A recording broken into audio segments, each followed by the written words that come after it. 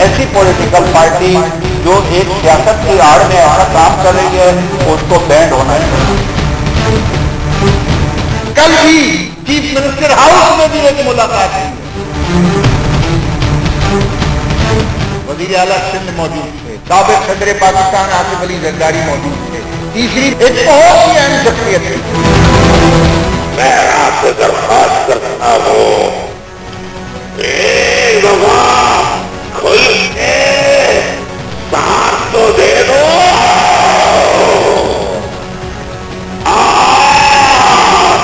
पैर को असला भी दे दो।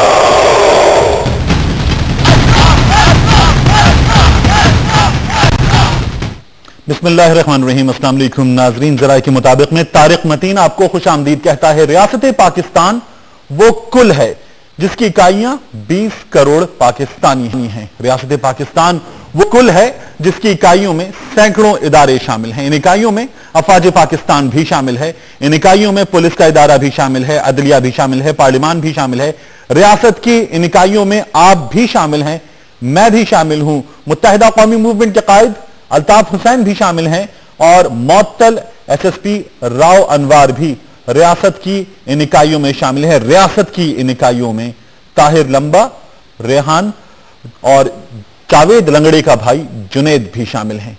मगर कब तक?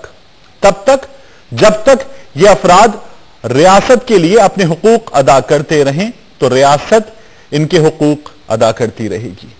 तब तक मसला पैदा नहीं होगा जब तक कोई भी अपने इख्तियारात से तजावुज नहीं करेगा। लेकिन जहां कोई मुतजाविज हुआ मसला पैदा होगा। और कल हमें बताया गया, कमोबेश इससे कुछ पहले का वक्त था, कि एक मसला पैदा हुआ है। हमारे सामने पेश किए गए ताहिर लंबा और मोहम्मद जुनैद, जिन्होंने इससे पहले कई बयानात की तरह एक बार फिर बयान दिया और बताया कि मुत्तहिदा कौमी मूवमेंट एक दहशतगर्द तंजीम है, रॉ से उसके ताल्लुकात हैं। और एसएसपी राव अनवार ने इस मौके पर यह मुतालबा भी किया कि मुत्तहिदा कौमी मूवमेंट पर पाबंदी लग जानी चाहिए। इस तमाम सूरत हाल पर और इसके बाद होने वाली डेवलपमेंट्स पर हम बात करेंगे। और हम जो आज मेहमान हमारे साथ देंगे उनमें ब्रिगेडियर रिटायर्ड आसिफ हारून साहब शामिल हैं, लिखते भी हैं, बोलते भी हैं और हम सब इनसे वाकिफ हैं। ब्रिगेडियर साहब, बहुत शुक्रिया आपके वक्त का। रऊफ सिद्दीकी साहब मुत्तहिदा कौमी मूवमेंट की रहनुमाई करते हुए हमारे साथ होंगे। जस्टिस रिटायर्ड तारिक महमूद साहब हमारे साथ होंगे और शर्मिला फारूकी साहिबा पाकिस्तान पीपल्स पार्टी की नुमाइंदगी करेंगी। उनसे हम जानने की कोशिश करेंगे कि जिस तीसरी शख्सियत के बारे में किसी को कुछ नहीं मालूम, अगर उन्हें कुछ मालूम है, उनके दो रहनुमाओं के साथ वो मौजूद थे, तो कौन मौजूद था हमें बता दें। लेकिन इन सब चीजों से पहले आपको हम जरा सुनवाएं। मुत्तहिदा कौमी मूवमेंट के कायद अल्ताफ हुसैन साहब ने राव अनवार की प्रेस कॉन्फ्रेंस के बाद, हैदराबाद से साहब प्रेस कॉन्फ्रेंस कर चुके थे, उसके बाद उन्होंने खिताब किया। अल्ताफ हुसैन साहब के खिताब पर बहुत शदीद रद्द-ए-अमल आ रहा है। इस खिताब में अल्ताफ हुसैन साहब ने कई बातें की। पहले उनके खिताब की कुछ गुफ्तगू आपको सुनवाते हैं और उसके बाद हम अपनी गुफ्तगू को आगे बढ़ाएंगे। मैं रात से दरख्वास्त करता हूं, एक दफा खुल के साथ तो दे दो, फिर बता देंगे हम कि राह का एजेंट कौन है, हम हैं या वो जो हथियार डालते हैं। फिर हम बता दें, हथियार तुम डालो, गद्दार बार पाकिस्तान बनाने वालों को कहो, अगर महाजरों के ऊपर और पाकिस्तान के गरीब मजलूम पंजाबी, सिंधी, कश्मीरी, सराइकी, बलोची, गिलगिस्तानी, हजारवाल इन पर जुल्म खत्म नहीं किया तो याद रखो, न ये पाकिस्तान रहेगा, ना तुम्हारी ये छड़ी रहेगी, छड़ियां रहेंगी, न तुम्हारे बिल्ले रहेंगे, न तुम्हारे स्टार रहेंगे। एक बार फिर सुना आपने मुत्तहिदा कौमी मूवमेंट के कायद अल्ताफ हुसैन साहब ने जो कुछ कहा, बहुत सीरियस है। और अल्ताफ हुसैन साहब की इस गुफ्तगू के बाद रद्द-ए-अमल आया अफवाज पाकिस्तान की जानिब से। मेजर जनरल आसिम सलीम बाजवा साहब ने इस पर रद्द-ए-अमल जाहिर किया और डिस्गस्टिंग अल्ताफ हुसैन साहब के इन रिमार्क्स को उन्होंने कहा, उन्होंने ट्वीट किया और उन्होंने कहा कि अफवाज पाकिस्तान के बारे में ऐसी गुफ्तगू बर्दाश्त नहीं की जाएगी। इस गुफ्तगू का हम आगाज करेंगे। हमारे साथ सबसे पहले मौजूद हैं जस्टिस रिटायर्ड तारिक महमूद साहब। तारिक महमूद साहब, बहुत शुक्रिया आपके वक्त का। सबसे पहले हमारी कुछ कानूनी मामलात पर रहनुमाई कर दीजिए। एक बहुत अच्छी बात यह हुई है कि जैसा कि आप देख भी रहे हैं, आसिम सलीम बाजवा साहब ने यह कहा है कि कानूनी चाराजोई की जाएगी अफवाज पाकिस्तान की जानिब से, इदारे की जानिब से अल्ताफ हुसैन साहब और मुत्तहिदा कौमी मूवमेंट के खिलाफ। और उससे पहले मुत्तहिदा कौमी मूवमेंट ने कह दिया कि वो राव अनवार साहब के खिलाफ कानूनी चाराजोई करेंगे। ये तो अपनी जगह होगी, ये कानूनी लड़ाई है। उससे पहले जरा हमें समझा दें, राव अनवार साहब ने जो प्रेस कॉन्फ्रेंस की उस पर बहुत सवाल उठ रहा है। उनका ये प्रेस कॉन्फ्रेंस करना कवायद की रूह से दुरुस्त है? मुलजिम गिरफ्तार हो, अदालत से इजाजत दी जाए, गिरफ्तार किया जाए, अदालत को बताया जाए गिरफ्तार हो गया, अदालत से तफ्तीश की इजाजत ली जाए और तफ्तीश का नतीजा अदालत को दे दिया जाए। क्या ऐसा ही होता है? ऐसा ही होना चाहिए था? बल्कि इससे ज्यादा मैं सिंप्लीफाई कर दूं, उनके कहने के मुताबिक उन्होंने 24 घंटे पहले कुछ लोगों को गिरफ्तार किया और अदालत से उन्होंने 14 दिन का रिमांड लिया और साथ ये भी फरमाया कि मैं 90 दिन अल्टीमेटली लूंगा क्योंकि उसका कानून में ये मौजूद है। तो भाई बड़ी सीधी सी बात है कि तुमने अभी अगर इन्वेस्टिगेशन करनी है, इसके लिए 14 दिन 90 दिन की बात कर रहे हो, तो तुमने जंप करके उस कंक्लूजन पर पहुंचे हो जो इवन प्रोविंशियल गवर्नमेंट के इख्तियार में नहीं है, क्योंकि आर्टिकल 17 के तहत ये काम सिर्फ फेडरल गवर्नमेंट कर सकती है। और अगर तुम्हारे पास कोई इस किस्म की बात आ थी तो तुम्हें 100 पर्दों में छुपा कर बड़े कॉन्फिडेंशियल तौर पर ये आगे पास ऑन करनी चाहिए थी और वो जो भी इख्तियार वाला था। लेकिन इसमें मैं एक बात हूं, मैं नहीं समझता। देखिए राव अनवार ने ये तो मैंने कल ही कह दिया था कि ये इतना बड़ा प्रॉब्लम क्रिएट करेगा, लेकिन मैं ये मानने के लिए तैयार नहीं हूं कि राव ने ये खुद किया है। आप पूछे कि उसकी शहादत दूं, शहादत ये है कि जब एक प्रेस कॉन्फ्रेंस लगी और उसके बाद तमाम टेलीविजन चैनल पर एक तमाशा लग गया, वो भाई साहब रात 12 बजे तक जो है तो ये सारा तमाशा करते रहे। तो क्या सारी सूबाई हुकूमत, सारी वफाकी हुकूमत सोई हुई थी? मेरे साथ खुद 8 बजे टेलीविजन पर एक मशीर वजीर आजम साहब के बैठे थे, वो इसको इतना लाइटली दे देते जैसे कुछ हुआ ही नहीं। तो गुजारिश ये है कि लग ये रहा है। अब एमक्यूएम की हिस्ट्री सुन ले मुख्तसर। देखें, एक खास हालात में एमक्यूएम वजूद में आई, उसके बाद ये मुख्तलिफ लोग जो हैं उनको चूंकि शूट करते थे मुख्तलिफ कामों के लिए, कुछ लोग फैसिलिटेट करते रहे, एनकरेज करते रहे। बहुत सी गवर्नमेंट आई, फौजियों की भी आई, सिविल हुकूमतें भी आई और उस वक्त से लेकर आज तक आ रही हैं। सारे उनके साथ बैठते रहे, हुकूमतें बनाते रहे, नाराजगी होती रही थी, आ रहे हैं जा रहे हैं और सारा कुछ होता रहा। तो गुजारिश है, लगता यह है कि इस मर्तबा को फैसला हुआ था कि इनका काम करना है, लेकिन इंतहाई भौंडा तरीका इख्तियार किया जाता है। कभी सौलत मिर्जा का ड्रामा चलाया जाता है, कभी जुल्फकार मिर्जा का, और माफी चाहते हैं मीडिया पूरा इन्वॉल्व है। यानी कि जुल्फकार मिर्जा, फिर सारा दिन मीडिया में वो, और फिर सौलत मिर्जा, फिर कभी अयान अली। ये तो शिखैर है, अयान अली को जेल से आदमी के जमानत पर हर रोज उसका भी तमाशा लगेगा। मेरा कहना यह है, ये इंतहाई सीरियस बात है, लेकिन सारी बातें अपनी जगह। जो कुछ अनवार ने कहा उसके खिलाफ सख्त तरीन एक्शन होना चाहिए। ये कोई बात नहीं कि उसको अपनी पोस्ट हटा दिया गया। बात ये है कि इसका ये अल्टीमेटली बमशन निकलना था। तो सवाल ये है कि ये जो इल्ताफ भाई साहब ने कहा है, वो बहरहाल लाखों मिलियन लोगों के वो लीडर है, तो उसने तो जाहवारी या जिन लोगों ने प्लान बनाया कि इस तरीके से उसको इस्तेमाल किया जाए, तो सवाल ये है कि उन पर भी कोई सेंस परवेल नहीं की, उन्होंने क्या कुछ नहीं कह दिया। तो ये देखें, रियासत में आइन के तहत किसी को मिलिट्री विंग रखने की इजाजत नहीं है। आप देखें, कुछ भी इंडिया के साथ हमारे अनफॉर्चुनेटली अच्छे ताल्लुकात नहीं है।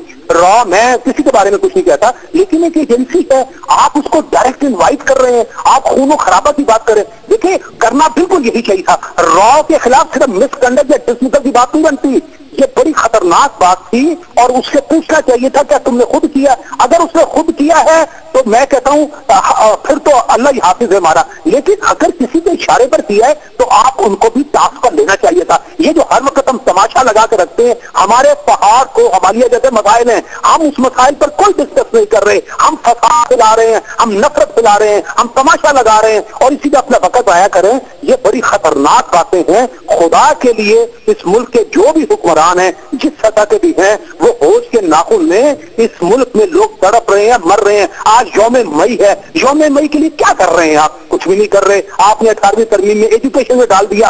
आप इस्लामाबाद में आए, मैं आपको बताऊं, 9वीं क्लास में मैंने खुद देखा है 90% उसके मार्क्स लिए हैं।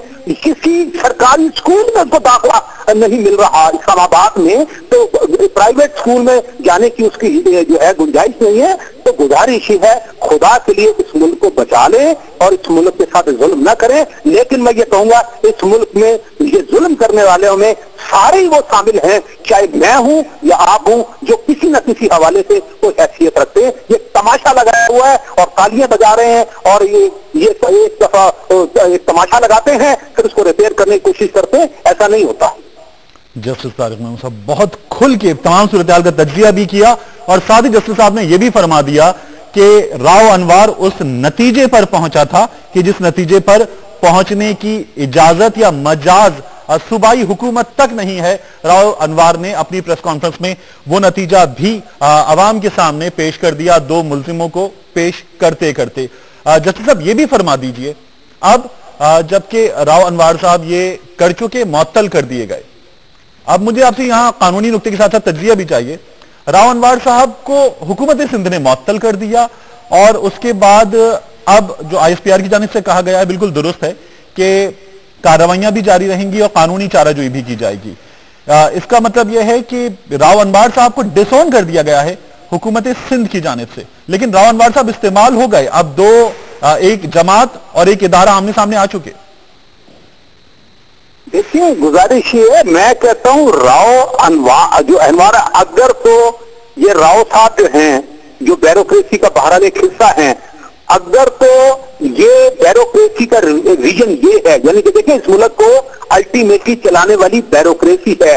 सियासी एक पार्टी कभी एक आती है कभी दूसरी जो है, ये परमानेंट स्ट्रक्चर है।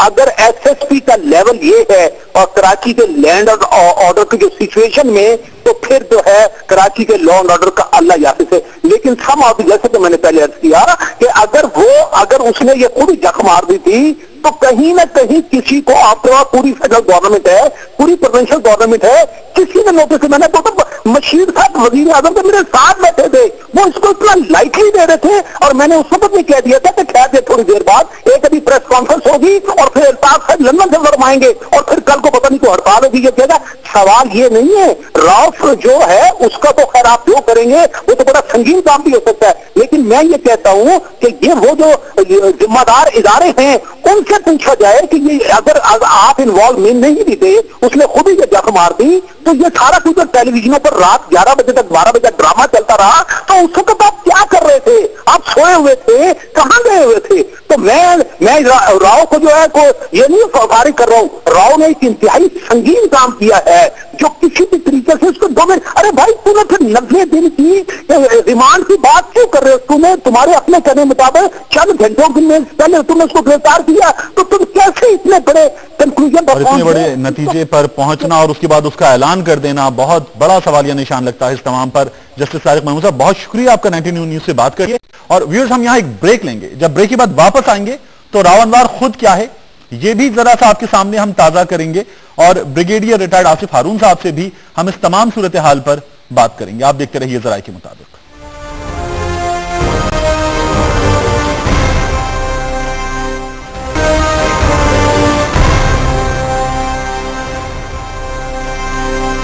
बैक टू जराए के मुताबिक। और ब्रेक से पहले जस्टिस रिटायर्ड तारिक महमूद साहब ने हमारे सामने तज्जिया किया और उन्होंने जहां ये बात की कि राव अनवर ने जो कुछ कहा है उसकी अब तफ्तीश तहकीक होनी चाहिए, जांचा जाना चाहिए, लेकिन उन्होंने कहा कि राव अनवर ने जो कुछ किया है वो अपनी हद से तजावुज भी किया है और उस नतीजे पर पहुंचा कि जिस नतीजे पर पहुंचने की मजाज सूबाई हुकूमत भी नहीं है। ब्रिगेडियर रिटायर्ड आसिफ हारून साहब हमारे साथ मौजूद हैं, रऊफ सिद्दीकी साहब हमारे साथ मौजूद हैं। पहले रऊफ सिद्दीकी साहब, मुझे आपसे ही जानना है कि अल्ताफ हुसैन साहब ने जो खिताब किया, अब ये कहा जा रहा है कि उन्होंने रॉ से मदद मांगी, अभी हमारे नाज़रीन को अपनी गुफ्तगू सुनवाई भी है और अब वजीर आजम साहब भी कह चुके, वजीर आला पंजाब भी कह चुके, हर जानिब से इस पर तनकीद की जा रही है, इसकी मुसम्मत की जा रही है। ये अल्ताफ हुसैन साहब का जो खिताब है, इसके बाद राब्ता कमेटी ने कह दिया कि अल्ताफ हुसैन ने किसी पर फौज की जो क़यादत है उस पर तनकीद भी नहीं की, उसके बारे में कोई बात भी नहीं की। ये सब अल्ताफ हुसैन साहब ने नहीं कहा। सर पहली बात साहब, मैं आपसे मेरा यहाँ बनता है कि मैं आपसे सभी गुजारिश करूँ इस बात पर कि आपने जो मजमून लगाया है, जो उन्वान आपने लगाया है जी, एलकेएम और फौज अब्बास आमने सामने मध्य मुकाबिल जी, बराए मेहरबानी इसको हटाइए। ये बहुत ही गलत उन्वान है कि अब्बास पाकिस्तान और एलकेएम मध्य मुकाबिल नहीं। अगर उन्वान देने ही कुछ है तो ये ले रहे गए अफवाज पाकिस्तान और एमकेएम साथ साथ, अफवाज पाकिस्तान और एमकेएम साथ साथ। रऊफ सिद्दीकी साहब, मेरी एक गुजारिश सुन लीजिएगा, आपकी ये दरखास्त कि अफवाज पाकिस्तान और एमकेएम साथ साथ, ये जो आपकी गुफ्तगू के नीचे अब स्क्रॉल्स चलेंगे व्यूअर्स के लिए, उनमें हम ये चला रहे होंगे। ये जो हमने ऊपर लिखा है, इसे जिसे हम हेडर कहते हैं, इसको लिखने की वजह यह है कि अल्ताफ हुसैन साहब ने जो खिताब किया उस पर जो रिएक्शन आया है उसमें हमने ये कहा है कि राव अनवार इस्तेमाल हुआ है। अब राव अनवार को जिस किसी ने इस्तेमाल किया, उसके बाद अफवाज पाकिस्तान ने कहा कि आपके खिलाफ, अल्ताफ हुसैन साहब के खिलाफ कानूनी चाराजोई की जाएगी। ठीक है। हेलो जी, तो हम बैलेंस क्रिएट करेंगे, आपकी गुफ्तगू भी अपने नाज़रीन तक पहुंचा ही रहे हैं हम।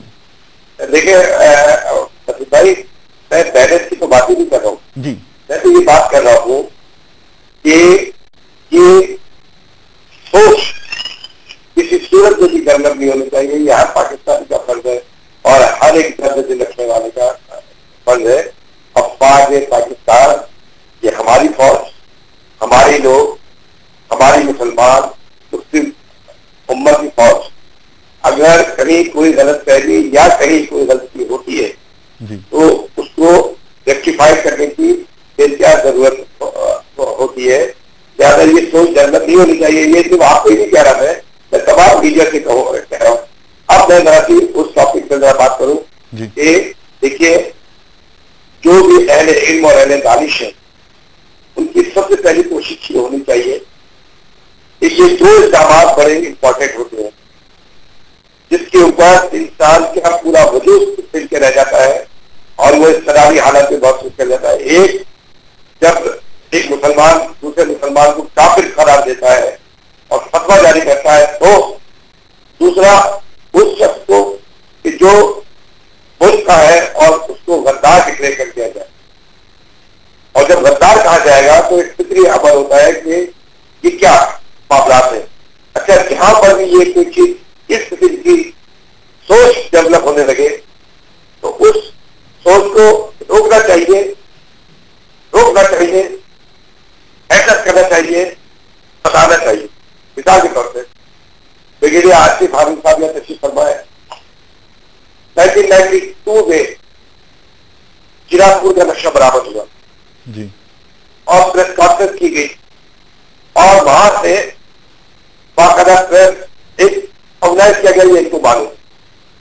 उसके बाद एक हिजाज कैफियत हम सब की थी। मैं तो सऊदी अरब में था, मैं तो खुद देखकर हैरान, परेशान, गम, गुस्सा शदीद। लेकिन फिर फौरी तौर पर जब ISPR की तरजीह आई कि नहीं, ऐसा कुछ भी नहीं था, और फिर सुकून मिला और ये इल्जाम 23 साल तक भुगत रहे। नहीं, वो मैं आपको रोकूंगा, आसिफ हारून साहब को भी शामिल कर लेते हैं। मेरी बात मुकम्मल हो जाने थे, क्योंकि देखिए ये बड़ी अहम बात आप मुझे गुस्से कर रहे हैं ना जी, तो मुझे मुकम्मल कर लेने थे। मुझे एक ब्रेक भी लेना है, रूप से मुझे एक ब्रेक लेना है। ब्रेक के बाद आपसे गुफ्तगू का आगाज करूंगा और जहांगीर नसरुल्लाह साहब मरहूम, उनकी भी बात करेंगे, और आसिफ हारून साहब से जो आप कह रहे हैं कि ISPR ने उसकी तरदीद की थी, उस बात का हम अपने व्यूअर्स के लिए जवाब भी ले लेंगे। एक ब्रेक लेंगे, ब्रेक के बाद वापस आकर आपसे आगाज करते हैं, फिर आसिफ हारून साहब को भी शामिल कर लेंगे।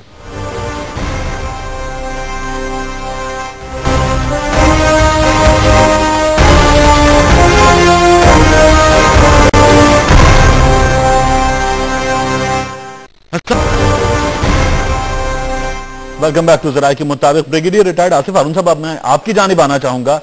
रऊफ सिद्दीकी साहब की गुफ्तगू आपने सुन ली। वो ये कहते हैं कि मुत्तहिदा और अफवाज पाकिस्तान साथ साथ। अल्ताफ हुसैन साहब की तकरीर सुने तो ऐसा नहीं लगता, लेकिन मुत्तहिदा ने इससे पहले ऑपरेशन ज़र्ब-ए-अज़्ज़ की हिमायत में मिलियन रैली भी की थी। मुत्तहिदा अब भी कह रही है कि वो अफवाज पाकिस्तान के साथ है। आपका कमेंट सबसे पहले जाएंगे सर अल्ताफ हुसैन साहब की तकरीर के बाद।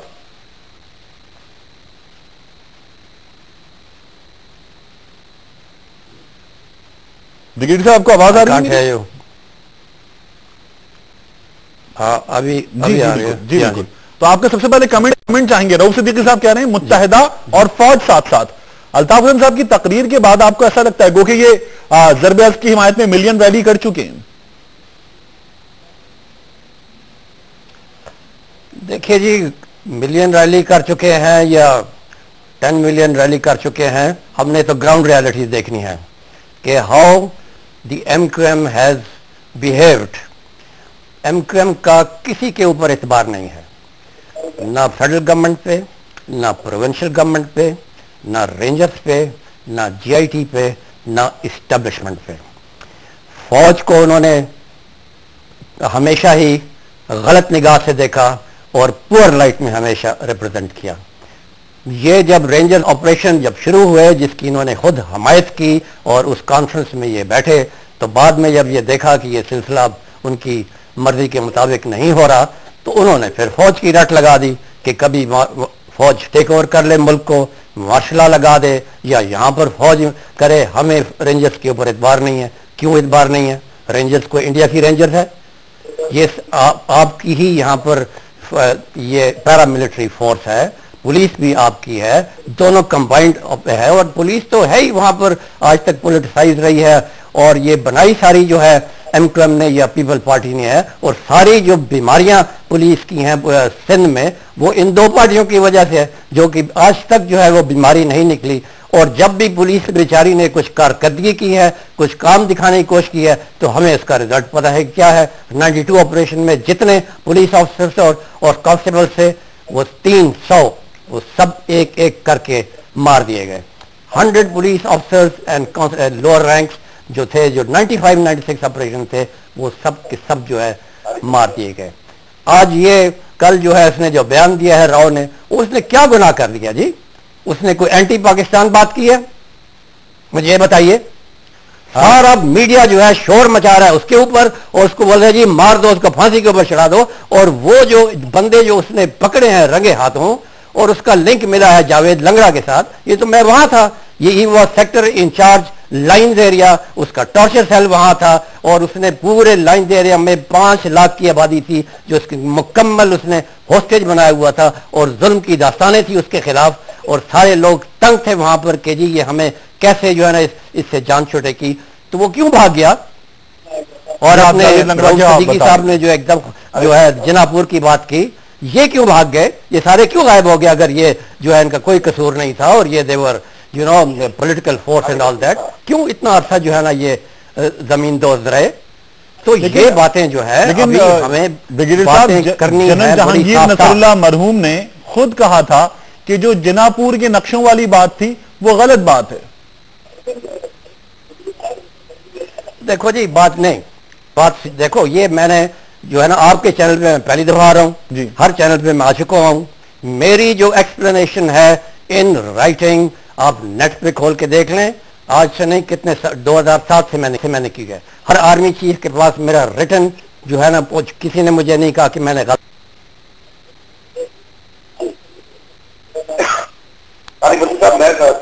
जी 18 जुलाई को जो बयानात दिए मुख्तलिफ किस्म के, वो सारे मैंने उसके ऊपर लिखे हुए हैं। तो वो जो है ये जो इनको जो है मजलूमियत उससे अपनी ये जाहिर करते हैं। लेकिन आप ये कह रहे हैं कि जनरल जहांगीर नसरुल्लाह मरहूम जहांगीर नसरुल्लाह का ताल्लुक है जी। वो देखे ना, बात मेरी सुन लेना भी, अगर आपने छेड़ दी है बात और ये बार बार आप लोग छेड़ते हैं, ये उसका सहारा लेते हैं, और बाकी जो आज की जो बातें हैं, जो सारा कुछ हो रहा है उसको आप बैकग्राउंड में छोड़ देते हैं, और उधर जो है आप अपने आप को मजलूम बना देते हैं। ये तो एक वन ऑफ दी कार्ड है एमक्यूएम का, इनोसेंस का, कि काम करना भी गलत और भी हो जाना, बुरे दूसरे को ठहरा देना है। अब मुझे कल अल्ताफ हुसैन की तकरीर हुई है और वो आज कह रहे हैं कि हमने नहीं कहा। उन्होंने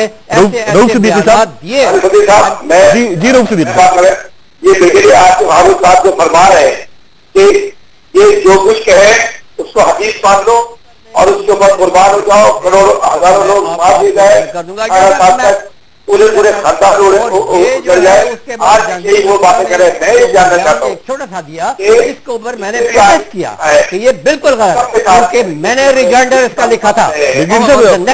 की बात मुकम्मल आपकी जाने आ जाना चाहिए था, और उस रिजॉइंडर को नहीं पब्लिश किया गया जो सगत कमांडर थे जनरल नसीर ने, उन्होंने नहीं पब्लिश किया। साहब रऊफ सिद्दीकी साहब की बात मुकम्मल हो जाए उसके बाद मैं आपकी जाने आ रहा हूं।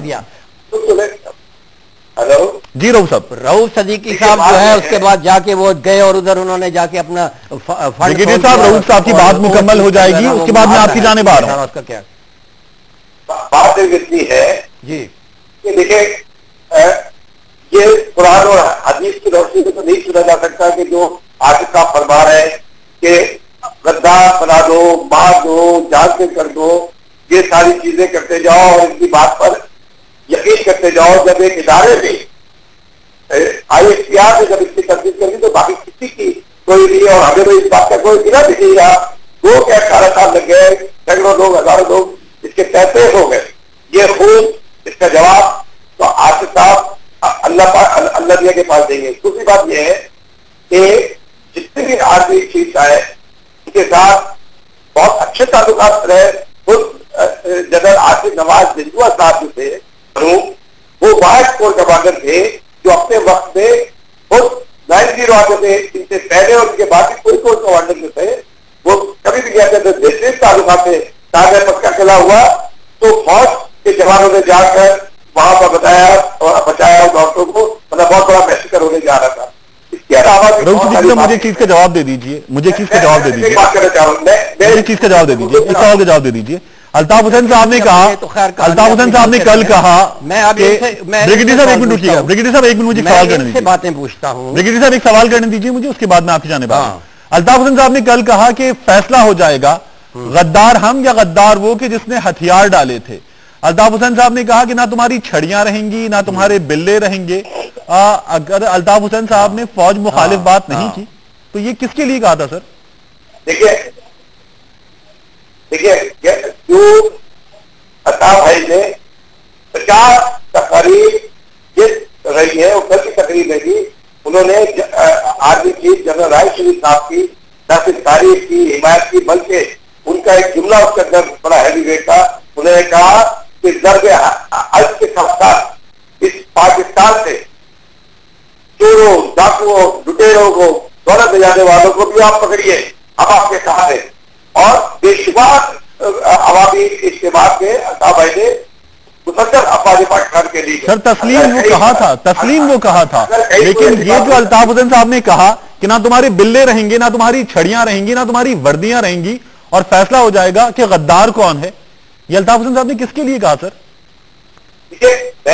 मैं आपको वही अर्ज कर रहा हूं कि अगर कोई आपने सुबह का बयान पढ़ा होगा जो राब्ता कमेटी ने इसके हवाले से बयान जारी किया है जी, गुफ्तगू के अंदर जज्बात में। अब आप मुझे बताइए कि ये फरमा रहे हैं खबर, ये एक प्रेस कॉन्फ्रेंस की गई रावतवार की और उसके अंदर नाम बदनाम यानी कोई हद होती है गद्दारी की, नाम बदनाम गद्दार, ये दो बात चीजें। अब आप मुझे बताइए कि 6 घंटे तक ये मामला चलता रहा, किसी ने आके इंटरव्यू नहीं किया और ये बोला कि भाई ये गलत हुआ है और ये चीजें इसमें हम मौजूद नहीं है। अभी आप अली महमूद साहब ने आपके सामने कहा कि ये प्रेस कॉन्फ्रेंस से कराई गई और हमको अपने जैसे इसको रियलाइज किया ये तमाम चीजें हुई है। सुबह हमारा बयान भी जारी हुआ। बात यह है कि कई कोताही हो जाती है, कई कोई खाना। हमें एक ब्रेक लेना है, हम ब्रेक लेंगे और जब हम वापस आएंगे तो हम इस बारे में भी बात करेंगे कि जो राव अनवार है ये खुद क्या है, और ये जो आपका शिकवा है इस शिकवे का जवाब आपने खुद दे दिया कि जस्टिस तारिक महमूद साहब ने जहां से प्रोग्राम का आगाज हुआ वहां उन्होंने राव अनवार के इस अमल पर सवाल उठाया है। और जब राव अनवार की प्रेस कॉन्फ्रेंस खत्म हुई तो 92 न्यूज ने सबसे पहले यही सवाल उठाया था कि राव अनवार का ये प्रेस कॉन्फ्रेंस करना खुद कैसा अमल है। एक ब्रेक लेंगे और ब्रेक के बाद इस गुफ्तगू को आगे बढ़ाएंगे।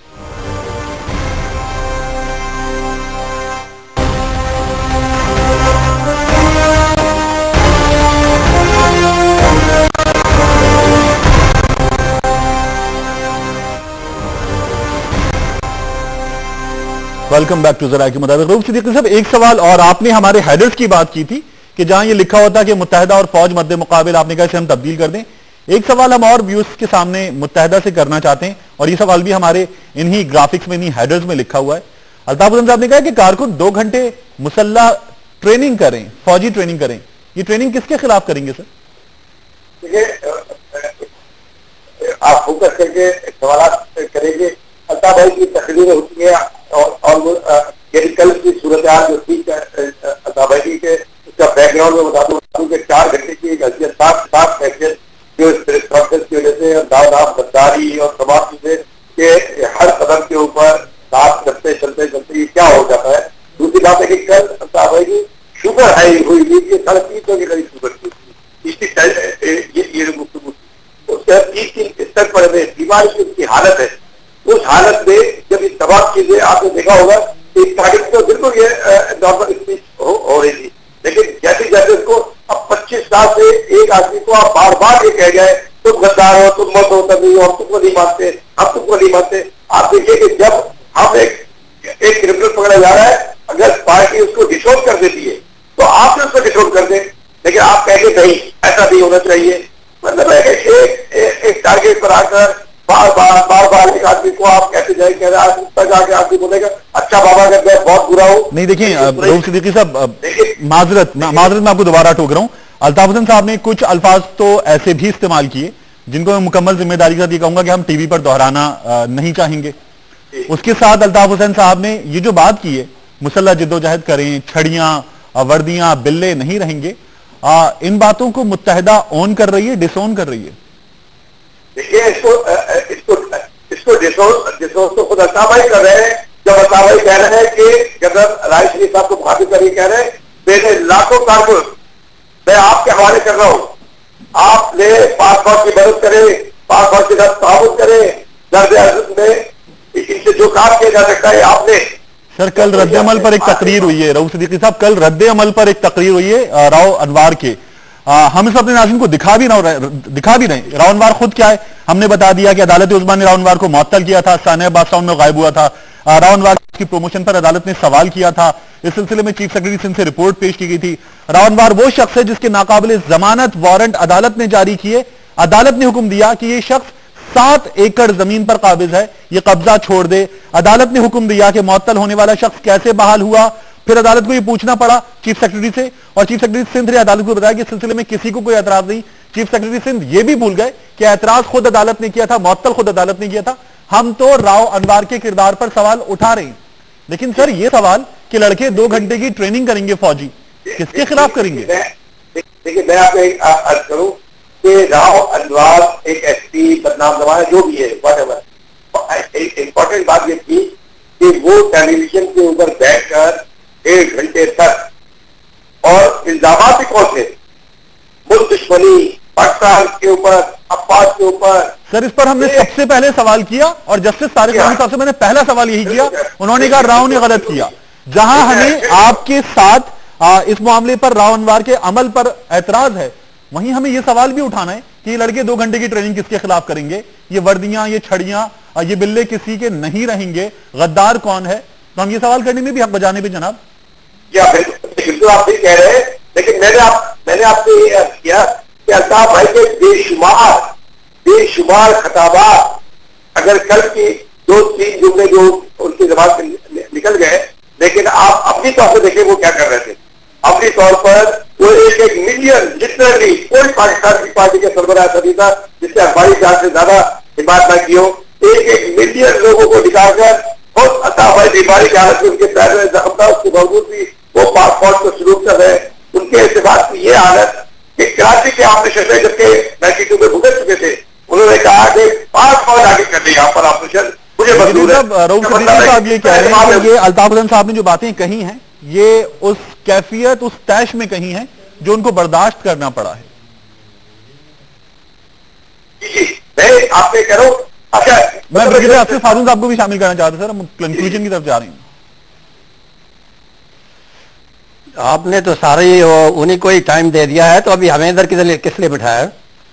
ब्रिगेडियर साहब असल में मसला MQM का है, आपसे राय भी ली और आपको गुफ्तगू में शामिल भी रखा, लेकिन सवाल रऊफ सिद्दीकी साहब से करना ही था जो कुछ उन्होंने दोबारा किया। हाँ आप जल्दी से आप अगर कमेंट कर दें। रऊफ सिद्दीकी साहब ये कह रहे हैं कि अल्ताफ हुसैन साहब तैश में और जिस कैफियत में हैं उस तैश में कह गए हैं जो कुछ कह गए हैं। तो जिनका लीडर तैश में आ जाता है और वो अपनी दिल की बात निकल जाती है, तो वो फिर कैसा लीडर है? और ये कैसा लीडर है कि जो 1992 से वहां बैठा हुआ है, वापस नहीं आ रहा और रिमोट कंट्रोल से अपनी पार्टी चला रहा है। Such an unnatural kind of an arrangement. और ये जो है, ये कराची के इतने पढ़े लिखे लोग, इतने समझदार, सबसे बेहतरीन लोग जो है, ये इस किस्म की लीडरशिप को मान रहे हैं। और इस पाकिस्तान की government one after the other ने इस अरेंजमेंट को एक्सेप्ट किया हुआ है। और वो जो 1.5 घंटे 2-2 घंटे की जो तकरीरें करते हैं, एक ना तो कुछ समझ आती है ना क्या है, और लेकिन जो कुछ समझ आती है वो हमें प्रोग्राम ये हमारा कैमरा है। और अपने नाजरीन को हम ये बताएंगे कि हमने ये कोशिश की है कि तस्वीर के तमाम टुकड़े जोड़ें और आपके सामने हर जानिब का नुक्ता नजर भी पेश करें। आज के जराये के मुताबिक से इतना ही। तारिक मतीन को इजाजत दीजिए, आपको जाते जाते दिखा रहे हैं हम बाज़बान आस्ती।